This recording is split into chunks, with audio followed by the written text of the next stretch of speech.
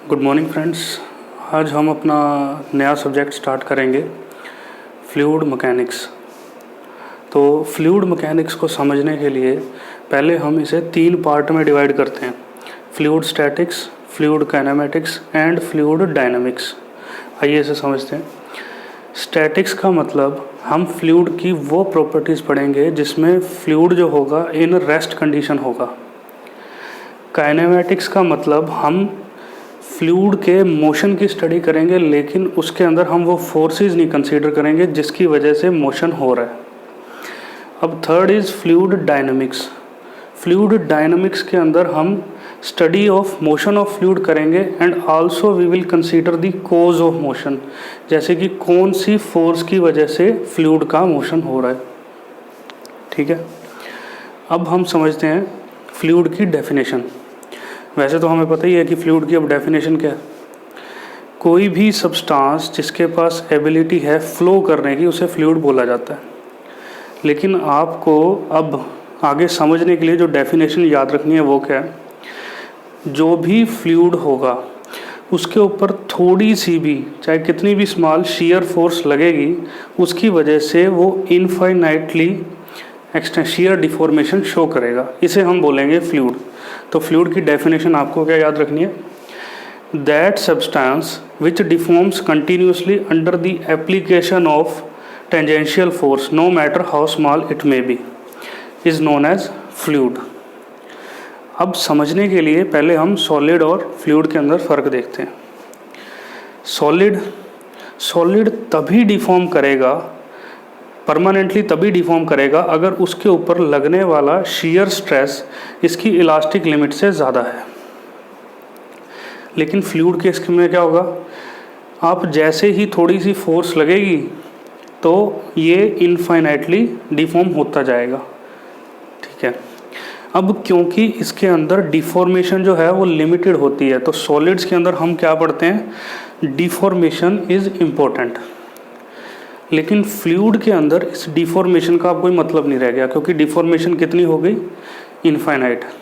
तो इसके अंदर हम पढ़ते हैं rate of deformation is important in case of fluids. In solids में जैसे हम सॉम में पढ़ते हैं, हम कौन सा लॉ लगाते हैं, Hooke's law, which says stress is directly proportion to strain. Fluid के अंदर हम लगाएंगे Newton's law of viscosity. Newton's law of viscosity किस किस के बीच में रिलेशन है, shear stress directly proportion to rate of shear deformation, also directly proportion to velocity gradient in vertical direction. ये अभी हम आगे देखेंगे कि न्यूटन्स लॉ ऑफ विस्कोसिटी क्या है। Now our first topic is properties of fluid. Properties of fluid में सबसे पहली प्रॉपर्टी हम पढ़ेंगे डेंसिटी ऑफ फ्लूइड। क्या होता है डेंसिटी का मतलब हमें पता है, मास पर यूनिट वॉल्यूम। अब इसकी यूनिट्स देखते हैं हम, 2 तरह की यूनिट्स, एक MKS सिस्टम में, एक CGS सिस्टम में, किलोग्राम पर मीटर क्यूब एंड ग्राम पर सेंटीमीटर क्यूब। इसे आप ऐसे ही याद रख सकते हैं। डेंसिटी ऑफ वाटर अगर आपको याद रखनी है तो 1 मीटर बाई 1 मीटर का अगर मैं बॉक्स बनाऊं, उसके अंदर पानी फिल कर दूं तो उसका वेट होगा 1000 किलो। ऐसे आप याद रख सकते हैं। डेंसिटी क्या होता है, मास पर यूनिट वॉल्यूम, यानी 1 मीटर क्यूब में मास कितना आ गया, 1000 kg। ऐसे ही अगर आप 1 centimetre by 1 centimetre by 1 centimetre का क्यूब बनाएंगे और उस क्यूब को पानी से भर देंगे तो उसके अंदर पानी का वेट होगा 1 ग्राम। तो यानी कि डेंसिटी क्या हो गई, 1 ग्राम इन 1 centimetre cube. Next property is specific gravity. अब स्पेसिफिक ग्रेविटी क्या होता है, हम किसी भी लिक्विड की डेंसिटी को डिवाइड कर देते हैं with respect to density of water at 4 degree Celsius, जो कि होता है एग्जैक्टली 1000 kg पर मीटर क्यूब। फॉर एग्जांपल अगर मैं बात करूं डेंसिटी ऑफ मरकरी कितनी होती है, 13.6 इंटू 10³ kg पर मीटर क्यूब। तो स्पेसिफिक ग्रेविटी कैसे निकालेंगे, डेंसिटी ऑफ मरकरी अपॉन में density of water at 4 degree Celsius, कितना आ गया 13.6। Next property is weight density, या इसे हम बोल सकते हैं स्पेसिफिक वेट। अब वेट और मास में क्या फ़र्क होता है? जैसे कि ये मेरा मार्कर, इसका मास है 1 kg। अगर इसको मैं 1 मीटर ऊपर से ड्रॉप करूँगा तो जैसे ही ये नीचे टच होगा ये कितनी फोर्स ट्रांसफ़र करेगा? वो होगी इक्वल टू 10 न्यूटन। यानी कि वेट क्या हो गया? वो फोर्स जिस फोर्स से कोई भी बॉडी सेंटर ऑफ अर्थ की तरफ अट्रैक्ट होती है। Similarly weight density is equal to density into acceleration due to gravity. Now next property is viscosity. Viscosity का मतलब रेजिस्टेंस इन मोशन। लिक्विड्स के अंदर जो दो लेयर्स आपस में एक दूसरे के फ्लो को रेजिस्ट करेंगी, इस प्रॉपर्टी को हम क्या बोलेंगे? विस्कोसिटी। डेफिनेशन देखते हैं। When the two adjacent layers of fluid are in relative motion they resist the motion of each other. Such fundamental property is known as viscosity. Liquids के अंदर रेजिस्टेंस ड्यू टू मोशन या viscosity किस वजह से होता है? Due to intermolecular forces of attraction, जिसे हम बोलते हैं कोहेसिव फोर्सेस। गैसेस के अंदर विस्कोसिटी या रेजिस्टेंस ड्यू टू मोशन क्यों होता है? Due to randomness of the particles. जैसे कि इस रूम में अगर गैसेस हैं, उनके फ्लो में डिफ़िकल्टी या रेजिस्टेंस क्यों आएगा? क्योंकि पार्टिकल्स एक दूसरे के साथ कोलाइड करेंगे। अब नेक्स्ट हम देखते हैं टेम्परेचर का इफ़ेक्ट ऑन विस्कोसिटी। क्योंकि लिक्विड के अंदर विस्कोसिटी थी due to intermolecular forces of attraction. जैसे मैं टेम्परेचर इंक्रीज़ करूँगा, ये intermolecular forces of attraction weak हो जाएगी या बॉन्ड्स जो हैं वो वीक हो जाएंगे। इस वजह से विस्कोसिटी विल डिक्रीज़। अब गैसेस के अंदर विस्कोसिटी का रीज़न था रैंडमनेस ऑफ पार्टिकल्स। जैसे ही मैंने टेम्परेचर इंक्रीज़ किया, रैंडमनेस ऑफ पार्टिकल्स भी इंक्रीज़ हो गया। इस वजह से गैसेस के अंदर जैसे ही मैं टेम्परेचर इंक्रीज़ करूँगा, विस्कोसिटी इंक्रीज़ हो जाएगी। लिक्विड्स के अंदर जैसे ही मैं टेम्परेचर इंक्रीज़ करूँगा, विस्कोसिटी डिक्रीज़ हो जाएगी। Our next topic is Newton's law of viscosity. Newton's law of viscosity समझने के लिए पहले हम एक डेरिवेशन देखते हैं। आप एज्यूम कर लीजिए कि आपका फ़्लो एक्स एक्सिस के अलोंग हो रहा है। Flow direction is along x axis. आप कोई भी दो लेयर्स एज्यूम कीजिए, this is bottom layer and this is upper layer. अब मुझे पता है कि नीचे वाली लेयर की वेलोसिटी u और ऊपर वाली लेयर की वेलोसिटी कितनी हो जाएगी? u plus du। इन दोनों लेयर के बीच में डिस्टेंस एज्यूम कर लीजिए dy। अब हम इसको देखते हैं इन टाइम dt टाइम में ये जो पार्टिकल जो कि मूव कर रहा है विद वेलोसिटी u, ये कितना डिस्टेंस ट्रैवल कर लेगा? u dt। और ऊपर वाला पार्टिकल जो कि मूव कर रहा है with velocity u plus du, ये कितना डिस्टेंस ट्रैवल कर लेगा? u plus du dt। अब आप ये डायग्राम देखिए, सिर्फ ये ट्रायंगल, इसके अंदर ये एंगल को एज्यूम कर लीजिए D theta. Now tan D theta is equal to perpendicular by base, where perpendicular is du dt and base is dy। As we know this D theta is very small. अब मैं ये लिख सकता हूँ कि tan D theta is equal to D theta. So D theta is equal to du dt upon में dy। यहाँ से क्या निकल के आ गया? D theta by D T is equal to du by dy। Now this D theta by D T is known as rate of shear deformation and du by dy velocity upon में distance, that is velocity gradient in vertical direction. तो ये बहुत important relation है, आपको याद रखना है। That is rate of shear deformation is equal to velocity gradient in vertical direction. अब हम बात करते हैं न्यूटन्स लॉ ऑफ विस्कोसिटी।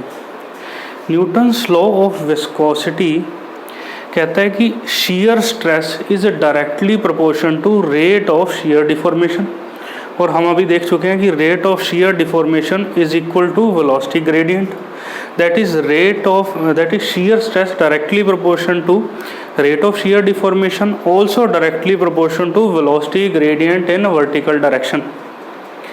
अब यहाँ से proportionality constant मैंने यूज़ किया mu, that is dynamic viscosity, तो ये बन गया tau equal to mu D theta by D T और mu D U by D Y. इसे हम बोलते हैं न्यूटन्स लॉ ऑफ विस्कोसिटी। अब इस लॉ को यूज़ करके हम देखते हैं, आप मान लीजिए एक सरफेस है, उसके ऊपर फ्लो हो रहा है। जैसे ही सरफेस के साथ पार्टिकल्स टच करेंगे, हमें पता है कि सरफेस पे शियर स्ट्रेस मैक्सिमम होगा एंड वेलोसिटी हो जाएगी ज़ीरो, और इस सरफेस के पास वेलोसिटी ग्रेडियंट होगा मैक्सिमम। ये हम यहाँ से भी देख सकते हैं कि shear stress is directly proportional to velocity gradient in vertical direction. तो जब वेलोसिटी ग्रेडियंट मैक्सिमम होगा, शियर स्ट्रेस भी मैक्सिमम होगा, और जैसे ही हम ऊपर की तरफ मूव कर रहे हैं, बाउंड्री लेयर के जस्ट पास पहुंच के शियर स्ट्रेस हो जाएगा मिनिमम। अब शियर स्ट्रेस मिनिमम मतलब वेलोसिटी ग्रेडियंट भी minimum, but velocity is maximum at this point, and above boundary layer velocity gradient becomes zero. That is why there is no shear stress above boundary layer, that is flow is inviscid. Viscous force is zero above the boundary layer. ये boundary layer का concept अभी हम आगे समझेंगे। आप एक note याद रखिए कि as we move away from the surface, shear stress and velocity gradient both decreases. Next is dynamic viscosity and kinematic viscosity. देखिए, इन दोनों के यूनिट पे क्वेश्चन बनता ही बनता है। जैसे कि डायनामिक विस्कोसिटी, जिसको हम रिप्रेजेंट करते हैं म्यू से, हमने जो देखा था viscosity that is resistance in motion, वो डायनामिक विस्कोसिटी ही है। अब इसकी यूनिट्स देखते हैं। आपको याद रखना है डायनामिक विस्कोसिटी की यूनिट पास्कल सेकेंड। पास्कल होता है प्रेशर, प्रेशर की unit 1 pascal equal to 1 newton पर मीटर स्क्वायर। पास्कल की जगह मैंने पुट कर दिया न्यूटन पर metre square. That is unit of dynamic viscosity is newton second पर मीटर स्क्वायर। अब न्यूटन की जगह अगर मास की टर्म्स में हम निकालें इसको, तो ये बन जाएगा किलोग्राम पर मीटर पर सेकंड। ये एम के एस में तो आ गया किलोग्राम पर मीटर पर सेकंड, और सी जी एस में जब हम इसे कैलकुलेट करेंगे तो ग्राम पर सेंटीमीटर पर सेकंड। 1 ग्राम पर सेंटीमीटर पर second is also equal to 1 poise. आपको ये वर्ड याद रखना है, 1 पॉइज। अब इस CGS सिस्टम को अगर हम MKS सिस्टम में रिप्रेजेंट करेंगे तो 1 poise is equal to 1/10 kilogram पर मीटर पर second.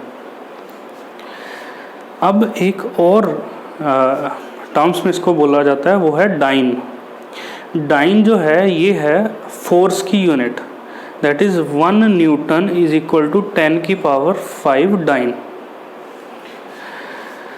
So 1 poise is equal to dyne second per centimetre square. आपको ये सारी टर्म्स में याद रखना है, dyne second per centimetre square and 1 poise equal to 1 gram पर centimetre per second is equal to 1/10 kilogram पर मीटर पर सेकेंड। अब नेक्स्ट इज काइनेमेटिक विस्कोसिटी। अब देखिए काइनेमेटिक विस्कोसिटी क्या होता है, डायनेमिक विस्कोसिटी अपॉन में density is equal to kinematic viscosity, that is kinematic viscosity equal to mu upon में density. इसकी यूनिट्स देखते हैं अब हम। काइनेमेटिक विस्कोसिटी की यूनिट्स MKS की टर्म्स में होती है metre square per second, and in CGS में क्या हो गई, centimetre square per second. Also it can be represented as 1 centimetre square per second is equal to 1 stroke. CGS को MKS में जब रिप्रेजेंट करेंगे तो इज इक्वल टू 10 की power -4 metre square per second. So this is all about kinematic viscosity and dynamic viscosity. अब हम देखते हैं न्यूटन्स लॉ ऑफ विस्कोसिटी पे दो तरह के क्वेश्चंस बनेंगे। फर्स्ट होगा जिसमें आपको वेलोसिटी की इक्वेशन गिवन होगी, एंड सेकंड जिसमें आपको वेलोसिटी की इक्वेशन नहीं गिवन होगी। अगर आपको वेलोसिटी की इक्वेशन गिवन नहीं है तो आपको ये न्यूटन्स लॉ यूज़ करना है in linear form, that is tau equal to mu into velocity upon में डिस्टेंस इन वर्टिकल डायरेक्शन। अब मेरा लेक्चर 1 कंप्लीट हो चुका है, तो यही मेरा तरीका रहेगा। पहले लेक्चर कंप्लीट कर दिया और नेक्स्ट उसके बाद हम देखेंगे लेक्चर 1 से रिलेटेड जो भी प्रॉब्लम्स हैं वो मैं प्रॉब्लम आपको यहाँ सॉल्व करवा दूँगा।